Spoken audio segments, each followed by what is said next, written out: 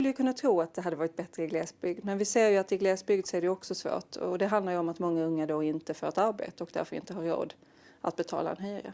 Ja, även fast det är i Göteborg, Stockholm och Malmö som avsaknaden av bostäder för unga är som störst, så råder det också bostadsbrist i var tredje kommun med färre än 25 000 invånare.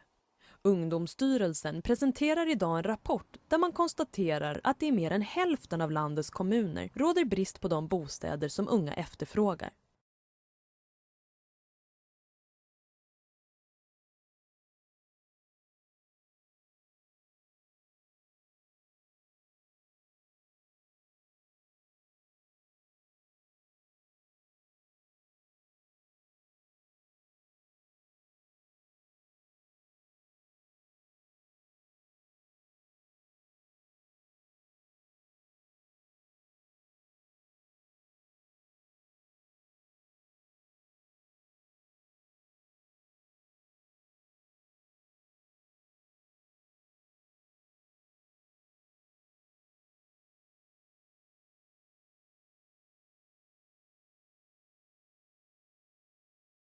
Ökar med er politik, och du har mag att påstå att ni finansierar välfärden. Ni har sänkt skatter för de rikaste på bekostnad av sjukvården, och det är högerpolitik. Jag vill bara påpeka att vi har historiskt höga sysselsättningstal i Sverige. Vi får nog akta oss för att slarva med det där. Dessutom är det så att vi har inte högre socialbidrag idag än vad vi hade 2006. Om det är så att det stiger så vet jag vad det beror på, men om vi ska diskutera flyktingmottagning då får vi ha det som ett särskilt ämne, tycker jag.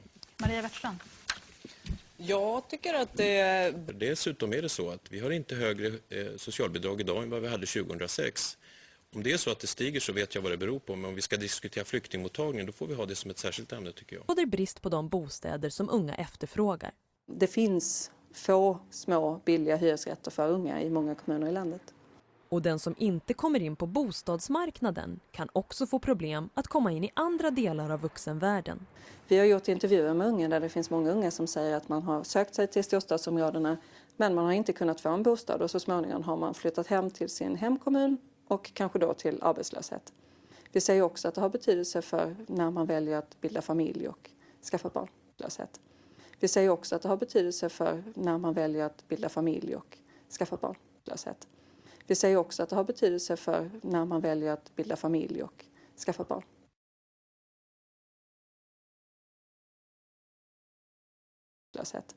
Vi säger också att det har betydelse för när man väljer att bilda familj och skaffa barn.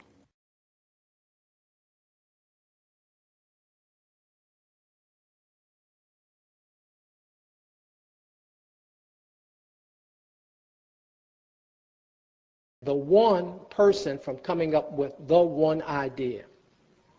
And the one idea is how we are going to exterminate white people, because that, in my estimation, is the only conclusion I have come to. We have to exterminate white people off of the face of the planet to solve this problem. Now, I don't care whether you clap or not, but I'm saying to you that we need to solve this problem. Vi säger också att det har betydelse för när man väljer att bilda familj och skaffa barn.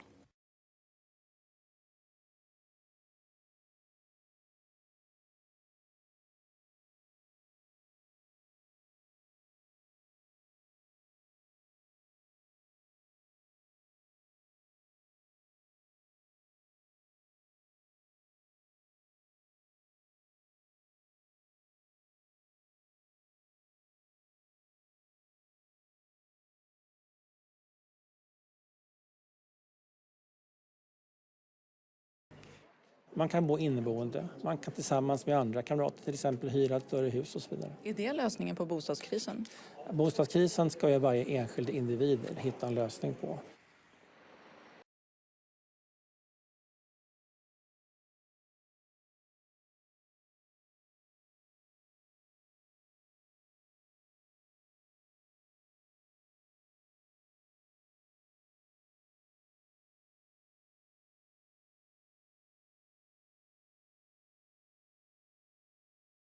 För när man väljer att bilda familj och skaffa barn. Bristen på bostäder för unga har fortsatt att öka under hela 2000-talet, och på Ungdomsstyrelsen säger man att bostadsmarknaden måste anpassas bättre efter de ungas behov. Och gör man inte det så kommer ju allt fler unga att hamna utanför. Det är allt fler unga som inte kommer att bli delaktiga i samhället, har möjlighet att försörja sig själv och bidra till samhällets försörjning.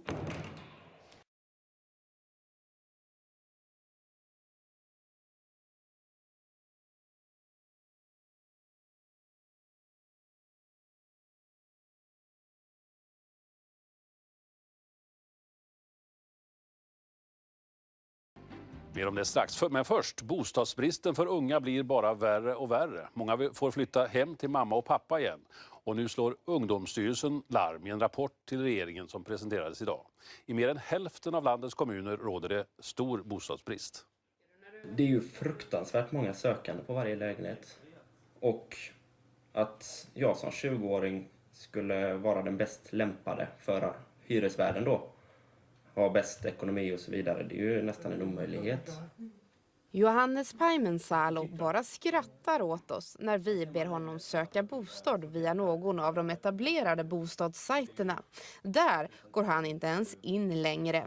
Istället har han under det senaste året flyttat runt på korta kontrakt och som inneboende hos kompisar.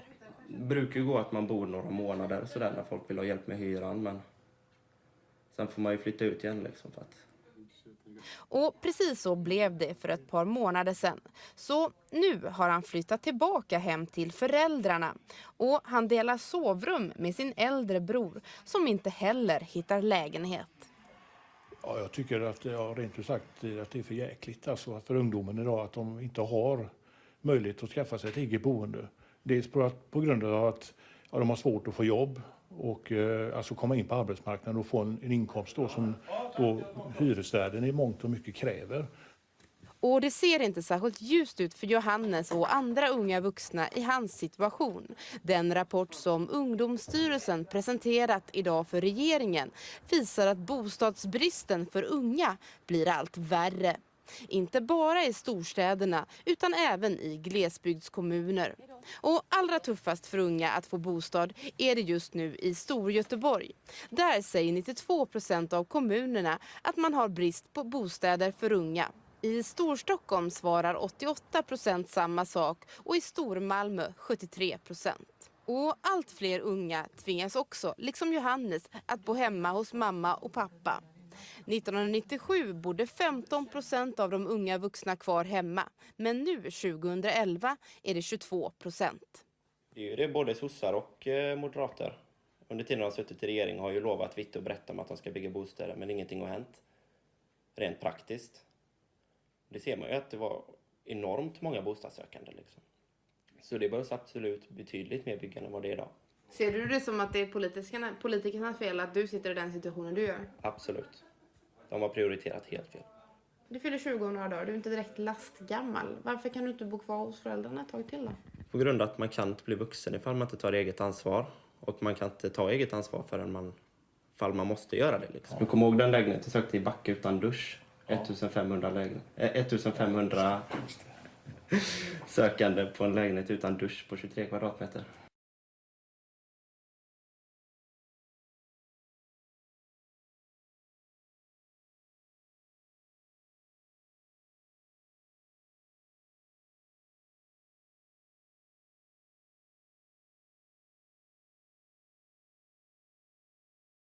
After Barack Obama's speech yesterday on the racially charged anti-American comments of his former pastor Jeremiah Wright, the liberal media held a pity party. Oh, poor Barack. He's just got a crazy grandpa, and don't we all have a crazy grandpa?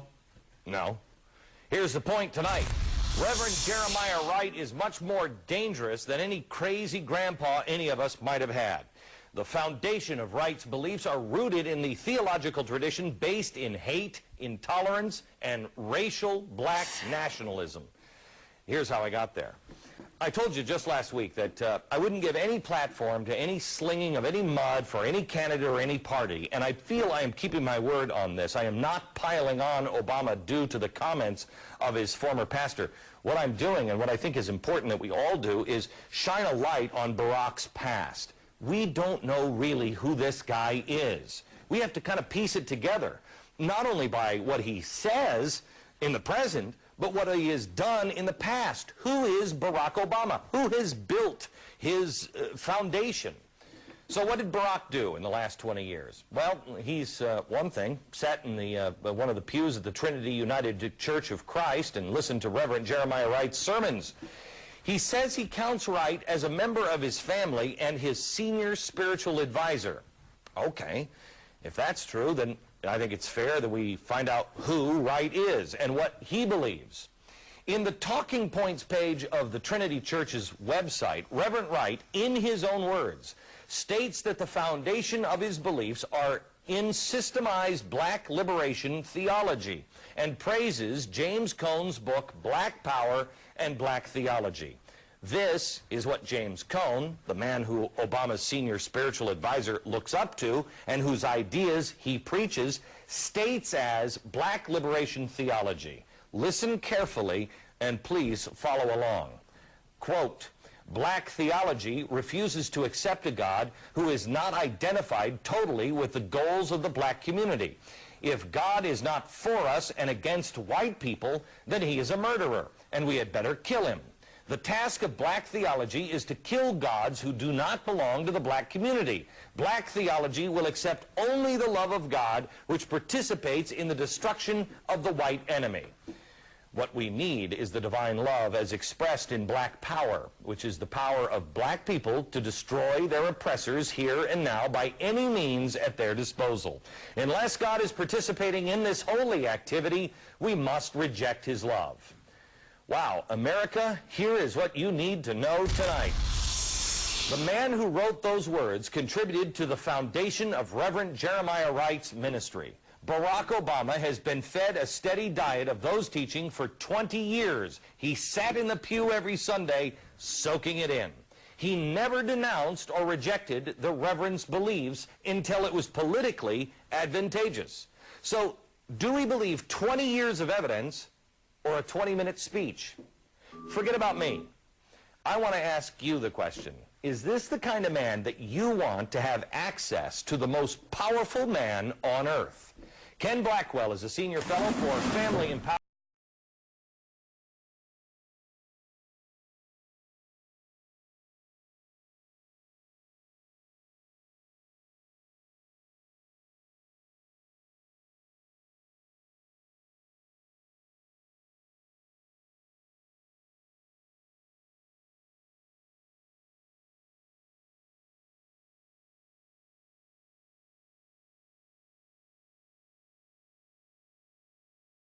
This is a poster that was published, and it was advertised on the internet, welcoming fellow Masons to come to the Masonic inaugural ball in honor of the 44th President of the United States, Barack Obama, conducted by the Lodge there in Washington, D.C. Barack Obama and his Masonic inaugural ball. On their website, the Prince Hall Masons, that is the black Freemasons. You see, there's always been a separation of the whites and the blacks. And here on their own website, they campaign for Barack Obama. If we get a list, and I show you here a partial list of famous Prince Hall Freemasons, we find many black names on it. There is, of course, Sugar Ray Robinson, the famous boxing champion, but there's also Julian Bond, the national chairman of the NAACP, Thomas Bradley, mayor of Los Angeles. There's the black revolutionary during the 60s, Eldridge Cleaver, and it goes on and on. Reverend Jesse Jackson is a member of the Harmony Lodge in Chicago, Illinois, no less. There's Kwesi Mfumi of Baltimore, Maryland Lodge. There's Congressman Charles Rangel of New York of the Joppa Lodge, number 55. And Reverend Al Sharpton, New York City civil rights leader, also a Mason. And then there's this man, yes, David Patterson.